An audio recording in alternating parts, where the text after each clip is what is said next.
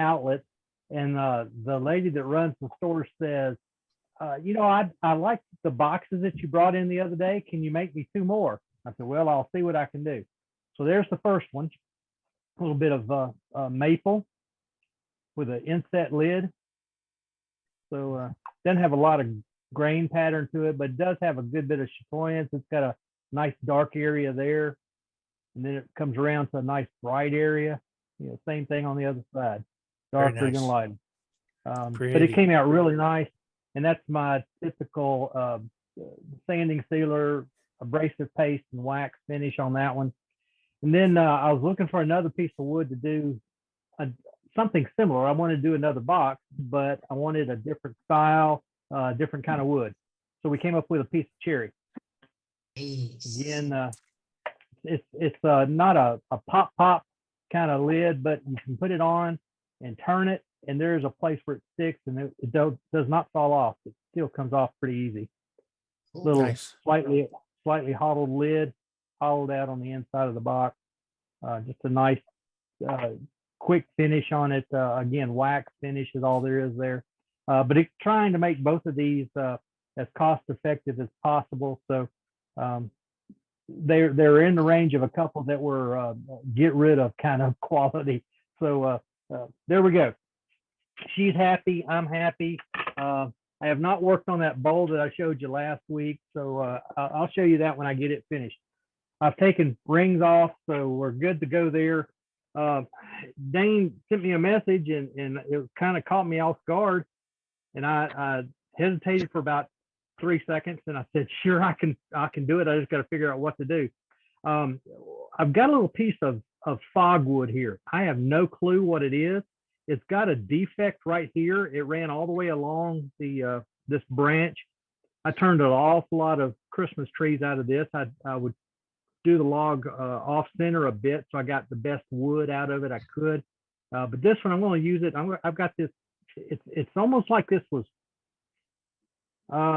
It may have been lightning struck, but it's got a center portion right here that is solid. And then it's like somebody took and just cut a groove down the branch, and the bark has grown around it, so it kind of goes back into it a little bit. Not sure what we'll find in there. I know there's some spalting.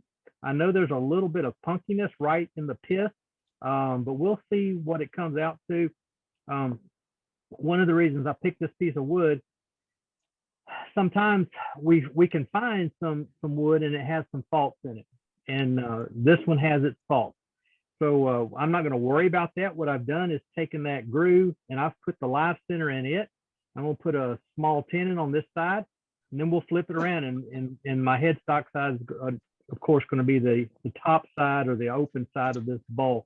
And it's just going to be a little small bowl. If I get I don't know, see how long this is now. This is 3.5 inches. If I come out with 3 inches, I'll be happy. In fact, it could be smaller. I'll be happy. One of the things that has stood out over the last year and a half, one of the videos that I watched from one of our folks, Dean Grimes, he did a couple of videos, in fact, about turning just real little small bowls. One was on turning some end bowls or end grain bowls. And Dean, I thank you for those couple of videos. I really enjoyed them. They stuck in my mind. This is going to be one of those little small bowls. We might look at a bowl this size and say, well, that's worthless. Well, no, it's not. They have great value. If you've got them sitting around your house, what you'll find within about 2 or 3 days, that little tiny bowl is going to be full to overflowing, in fact.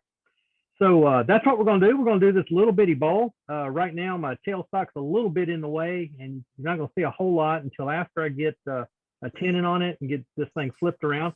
But I've taken my rings off. I've got my face shield. It's on, and I just cleaned it off a bit.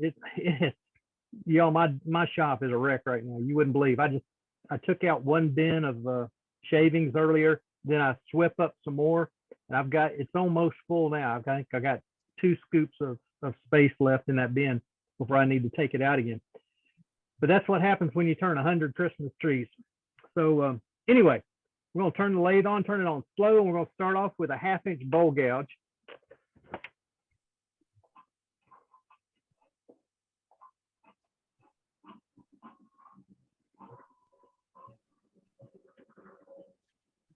There we go.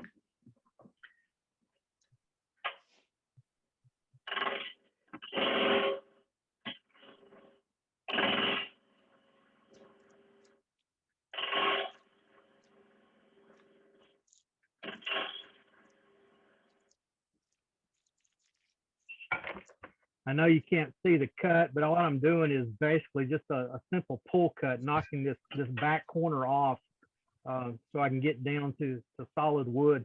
I'm hitting all 4 corners, testing again just to make sure I just push my tool rest up closer. So continue on.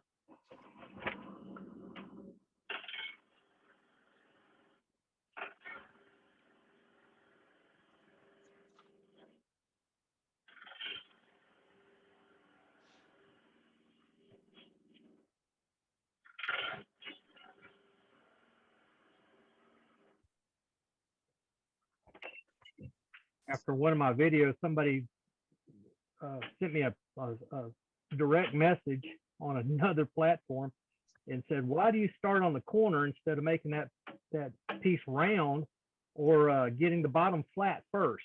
Well, why not start on the corner? I'm getting the bottom flat and the side round all at the same time.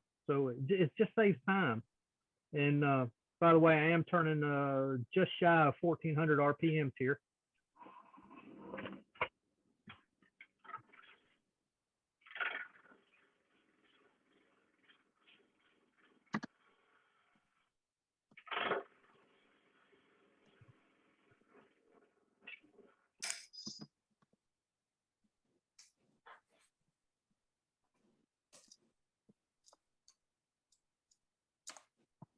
All right, I'll turn my tool rest so I can get in, go straight in. I've got about halfway up on the side here, but I need to go ahead and establish, or I want to go ahead and establish my tenon. By the way, can y'all see the spalting there? Yes.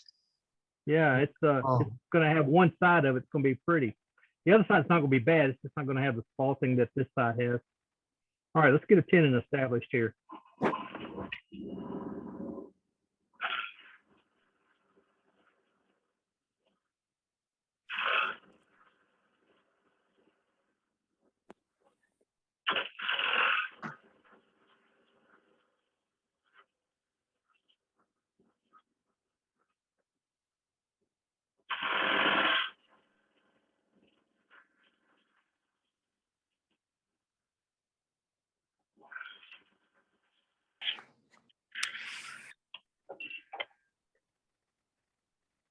All right, because of that groove that was in that log, I've got to go a little deeper.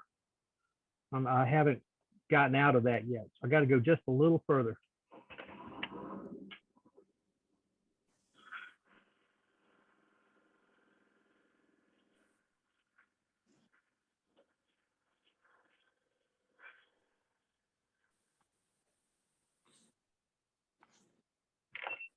I'm driving that bowl gouge.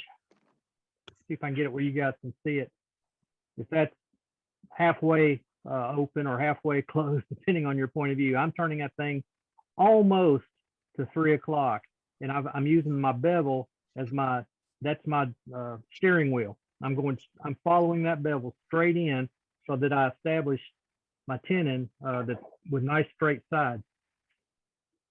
And I'm just checking that tenon. There are a couple of where that groove was going down through there. There's some bad wood, and I've got a couple little spots right there on each end. But I've got it's hard wood right there, other than the actual crack itself. So I think I'm okay for a tenon. If it was a recess, I might be in trouble.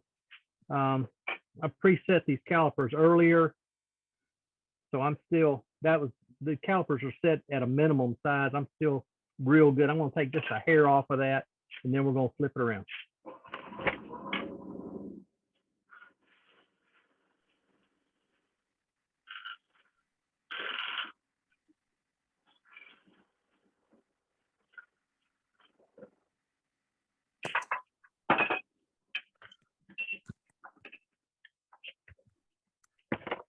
All right. I had a steb center in my chuck on the other side there. So get that out of the way. Let's get that steb center out of there.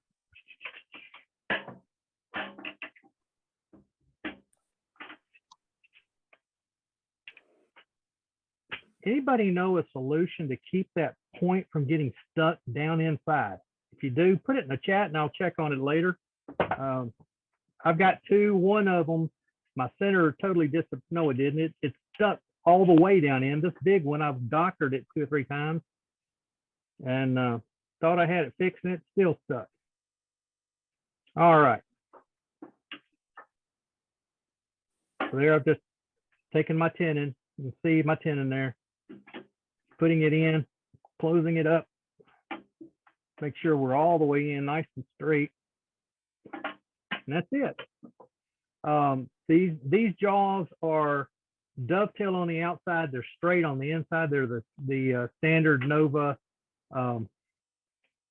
50 millimeter jaws. And so my tenon is almost flat. Not quite, but almost. All right. So I've got about half of the outside turned. We're going to do just a little more on it. That'll be strictly pull cuts, and then we'll switch around to the inside, and you'll be able to see more of the inside, I think.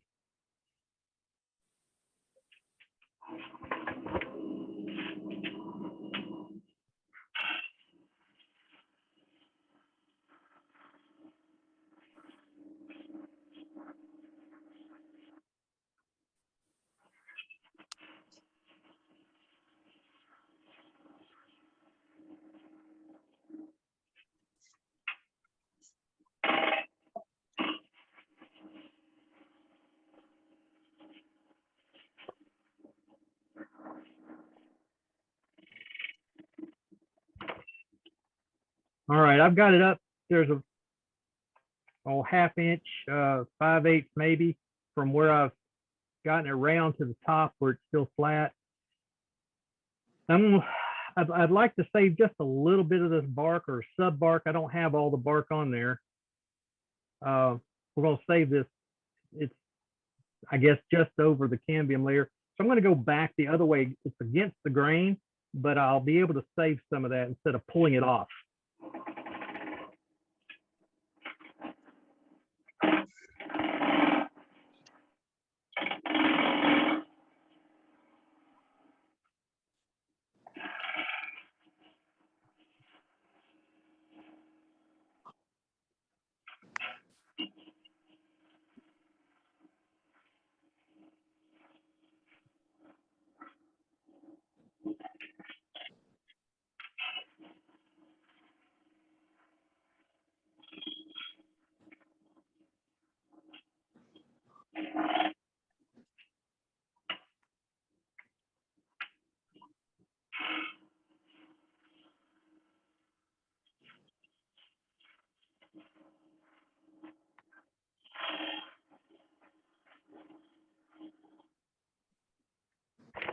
Okay. The only issue with turning a piece where you got kind of a natural edge is it flutters around so much you really can't see it. There was one section.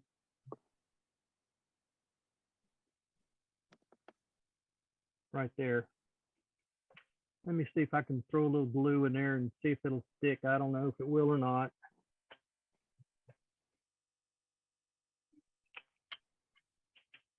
Let's see. Little utility knife, that way I can keep it off my fingers, maybe.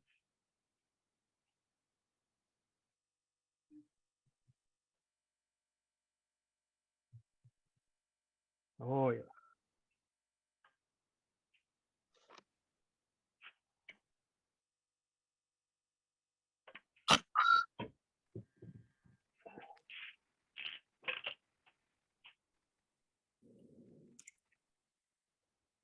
All right. This accelerator I use comes in a bulk bottle. I think I buy it's either an 8 or a 10-ounce bottle, and I pour it into this. And there's a valve here. I put air pressure in it myself. It's and it's a mild accelerator. It's not super fast. I don't get the bubbles a lot of times that a lot of the accelerators cause. That's one reason I use it, but also it's a bit cheaper buying it that way. And I buy that one bottle. I've had this bottle of accelerator 3 years, thereabouts. I use a fair amount of it, but it just holds up. It lasts a long time. Okay, looks like it's in there. We'll see if at the end if it held on or not. Okay, I'm gonna take one more pass just to kind of clean up this side. It doesn't look too bad. Most of it will sand out.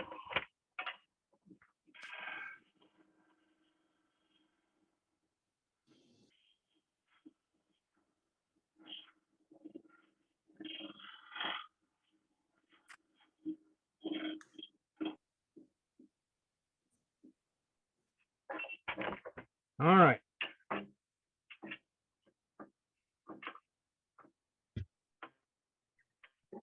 Let's see. Yeah, y'all can see the front of that fairly well. Let me adjust that camera just a little bit.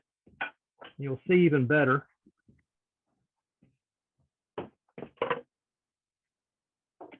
Hope it don't make you too seasick. Took her dream of me. There you go. There you go. All right. Did we get there? Yeah, we got there. All right.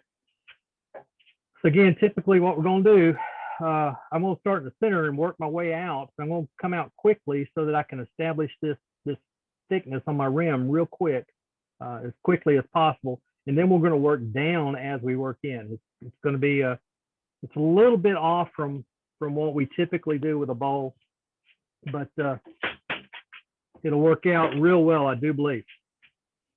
I'm sorry, I'm so bad with names, partly because of that stroke that I had several years ago. But was it Dave that was saying you were having trouble getting a smooth transition? A lot of that comes from your outside preparation when you're doing the outside. If you get a nice smooth curve on the outside and then follow that curve, it's a lot easier than if you go straight down and in on the outside and then try to make a smooth curve on the inside. It's a psychological thing, but no, I appreciate that. Thank you. Yes, sir. Now that we've gotten some of the weight off and some of the obnoxiousness off, I'm going to speed this on up. That's just shy of 2,000 RPM. Nothing says you have to turn that fast. I've gotten used to turning it at that speed. Face mask. Was there a question? Face mask. Face mask. Yes, thank you.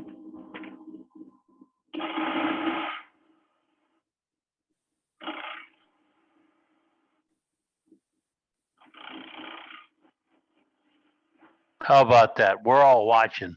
Make sure you're safe, just like we should be safe. No rings. Starting this lathe on slow speed, stopping it when you're going to move the tool rest. That's a safe wood turner.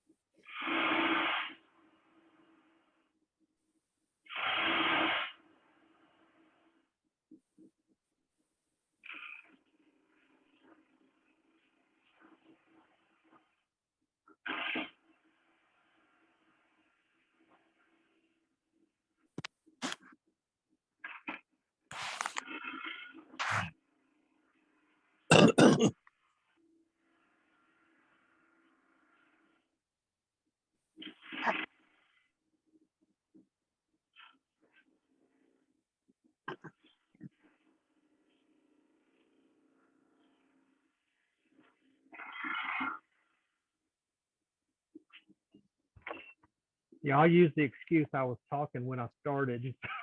I just forgot, plain and simple. All right. Now it's coming loose there. It's a little different spot, but we're going to go ahead and glue that down before we lose it all. And it's not the world's worst thing if it does disappear on me. If it comes off and I can't find it, I could char it. I could just take it all off and leave it be. All kinds of options. There's no reason to fret. Watched the video the other day. A guy lost a piece of bark. He's trying to make a live edge. Lost a little piece. It wasn't more than a 1/4 inch. And he just went all to pieces. Stripped all the bark off. I just hit it with a torch. Sometimes you that's- can't tell the difference. Exactly. And I was thinking the same thing when he lost that piece and went crazy. I thought, just put a little flame to it. It doesn't take much, and you may not be even able to see it. All right, something fell a second ago, and I'm just trying to see what it was.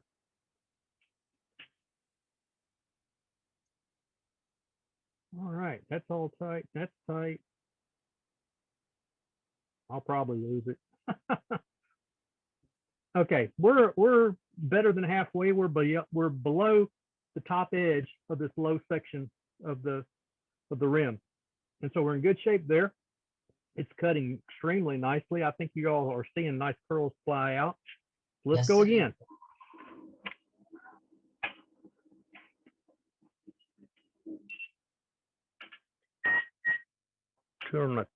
Turn my tool rest so that I'm more into it just a little bit. That helps.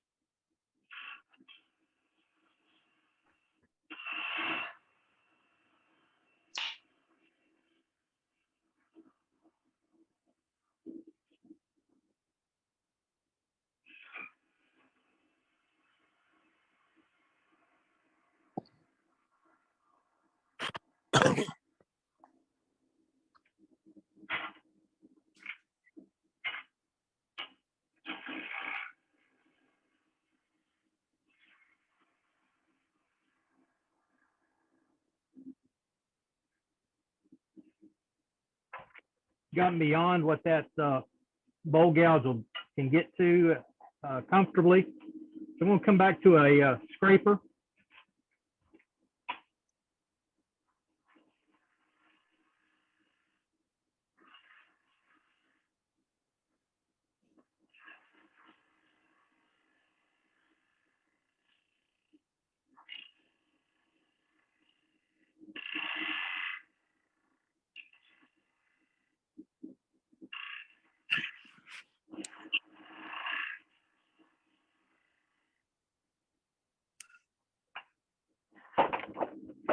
I used to be one who I bought that scraper way back when, and it really helped. And I listened to the stories that some of the guys told that the scraper is such a horrible tool. It's really not.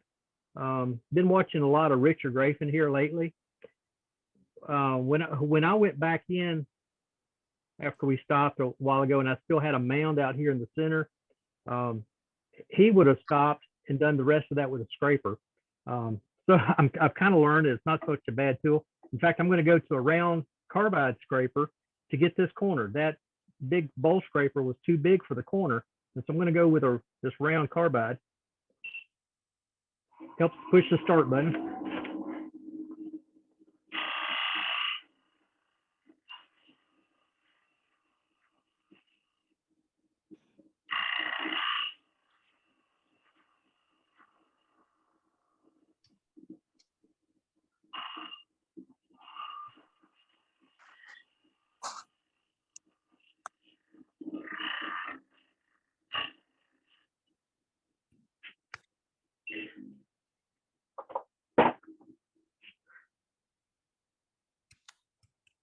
Okay.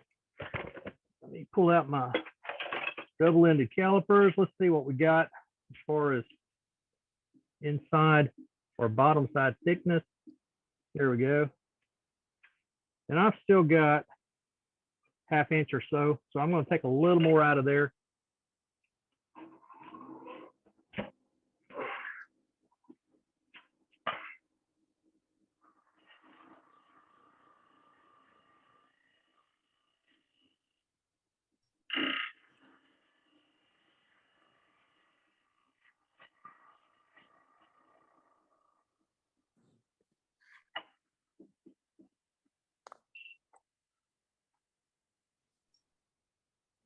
Yeah.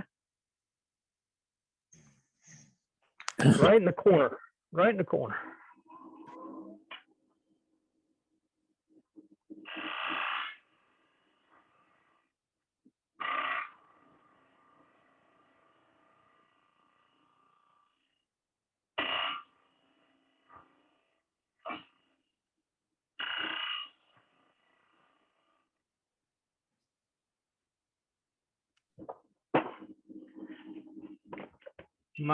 When I brought the big scraper out, I realized then that my tool rest had that scraper pointing down just a bit, and that's what I needed. I needed the same thing for the carbide so that I'm not flat. But I've got just a little hump right there, so I've got to get that taken care of.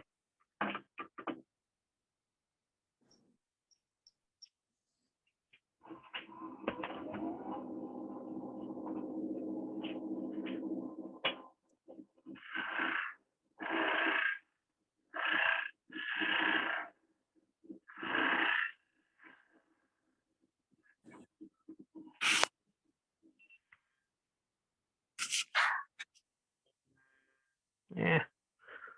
Get a pencil.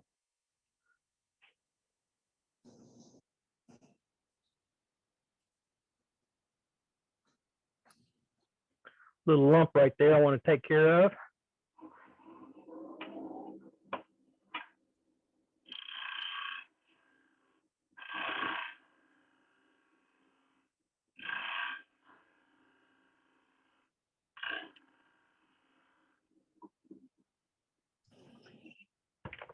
Hard to see a pencil line when you've got faulting. So I believe I got it. Nope.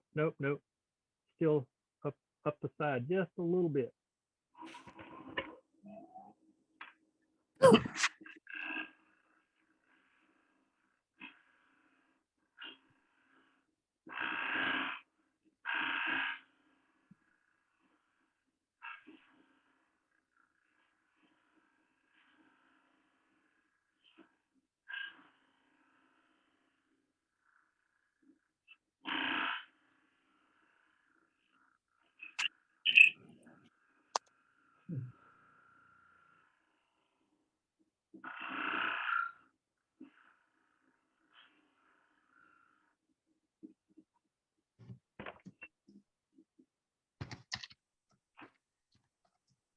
That's better. It's not perfect, but it's much better.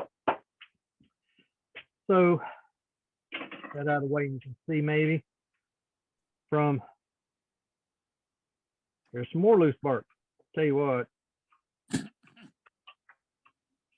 it's so much of it has come loose, it's almost not worth worrying about. So what'll come loose will come loose. And I'll even sand on that just a little bit. That's gonna be okay. It's gonna be okay.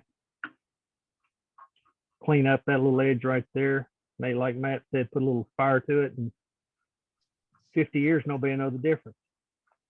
But that's it. Nobody will know the take that difference out. tomorrow. Nobody will know the difference tomorrow, Doug. You're probably exactly right. You know, that's a little junk piece of wood. And there you have a little natural edge bowl. It needs sanding, it needs finish, it needs to be turned over and that tenon taken off.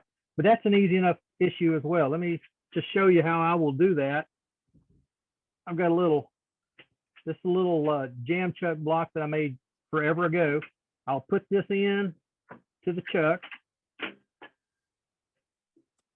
And I can't even begin to tell you what wood that is. It could be maple or sycamore, something light. I've used it and used it and used it. And let me see. I'll probably take this big back section off of it completely so that this area will go to the bottom of my bowl. Right now I'm sitting up on those two wings. I do still have my center mark right there in the tenon. So I'll put my live center back in that. I'll have it back on this jam chuck or friction drive, whatever you want to call it. And we'll whittle that down. If you ever watch Phil Anderson, I use his method of taking the tenon off. I'll bring the tailstock up. I'll have it running about 800. I'll work this down, work it down until it's just a little small nub, not much left to it. I'll drop it down to about 250, 300. And with my detail gouge, get this so you can see it. There you go. See, it's got a pretty fine point there. I'll just get in there and I'll put the pressure on the bowl toward the headstock, and I'll go right in at the very bottom of that little nub and just cut it off. I'll watch when the nub quits turning, I'll shut my lathe off. I have my left hand on the stop button, my right hand holding the gouge, running about, like I said, 250, 300. And most of the time, the nub sticks to the floating tail or the revolving tailstock, and the bowl just stays right there because I've got my pressure going into the headstock. So you can't get much safer than that. Any thoughts or questions? That is Great beautiful. job. That's a Yeah. good job. That was down and dirty and fast, but Look at that grain. It's beautiful. Nice I job, love that that. piece of wood, man. it's got a real nice salting on that side. The other side, not so much. There's nothing there, but we do have that. And it's on the inside as well. You can see the salting there, and there's the pith on both sides, there and there. But you can see it's got a little punkiness to it. But I'll sand this down to 320. Use abrasive paste on it. I'll put sanding sealer, then my abrasive paste, and then I'll wax it. And it won't shine like a new penny, but it'll shine like yesterday's penny. You know, the bright shine will be off of it. I could lacquer it, but why would you lacquer a natural edge bowl? You know, wax just looks and feels more natural. Yes. Beautiful. Nice I job, see Doug. a crab in it. You see a crab? Yeah. Well, sort of, Yeah, kind it's of, right maybe. there, Yeah. the salting. All Yeah. right, Brenda, you've been sharing your drugs again. Beautiful. Beautiful. And I That is love to watch those wood chips come off there when you was turning that. Oh, man. That Well, was you beautiful. know, that's a half-inch cryogenically treated bowl gouge that I sharpened just before Sue started. So, you know, it's razor sharp. Yep. You could And tell it. this wood is not super hard either. I'll admit that right up front. It's not really hard, a little bit punky, but it takes detail pretty well. When I was doing the Christmas trees with it, I got nice sharp edges on all those whorls. I had to sand those edges down. So it was nice to turn. Did not have the worms in it. Like I turned a bunch out of some poplar limbs that fell out. I've got a poplar right outside my shop here that drops limbs every little breeze that blows through a limb falls. So I turned a lot with that, but almost every one of those limbs that I turned with poplar had worms in it. So I had to dig worms out. I think I dug out of 100 trees, I dug out 10 or 15 worms.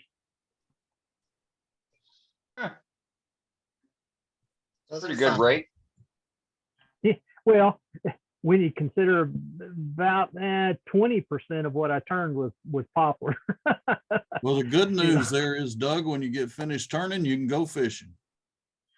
No, not those. Those are ugly, man. I can't do it. It's kind of I like just don't care. possums. You know, possums don't. You know, the fish don't care, but possums are just so ugly. I don't want them around. Those woodworms are kind of the same way. They're little grubby teeth poking out of one end. But Possums anywho, are misunderstood. They're totally harmless. they are, Possum- and they possum- eat ticks possum- like, Yep. They eat yeah, ticks. they eat ticks Yep. like crazy. But I And just all don't kinds like of it. other insects and grubs and whatever. Yeah. So, Y'all might can see the punky in the very bottom. yep, But that'll there's the other stand out. side of the crab. Yeah, Yeah. Yeah, it he's looks like a inside and Dungeness out. crab. Good eating now. Right? Yeah. Right on. Once again, thank you, Doug, for coming through for me. No Appreciate it. problem. No problem. Great demo. Thanks, Doug. Thank you all. Enjoyed it.